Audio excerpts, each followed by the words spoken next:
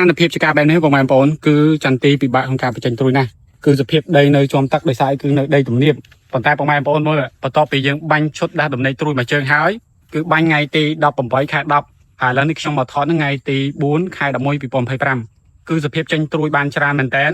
យើងមិនបានស្រស់ 100%ទេបងប្អូនតែគ្រាន់តែត្រួយគឺយើងបានច្រើនបងប្អូនតាមជាក់ស្ដែងទេបាទហើយឈុតយើងប្រើគឺយើងប្រើជាមួយពីរមុខនេះ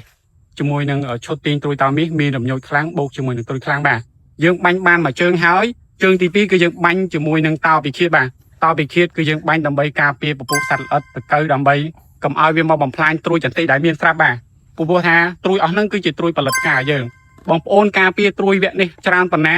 ការក្តឹបបងប្អូនច្រើនប៉ុណ្ណឹងអញ្ចឹងសម្រាប់បងប្អូនដែលមកដល់ខែ11នេះហើយចន្ទិនៅតែមិនទាន់ផលិតត្រួយឬក៏ចន្ទិចេញត្រួយបានតិចតួចត្រួយមិនមានកម្លាំងធម៌ពលស្លឹកតូចតងរាវបាទ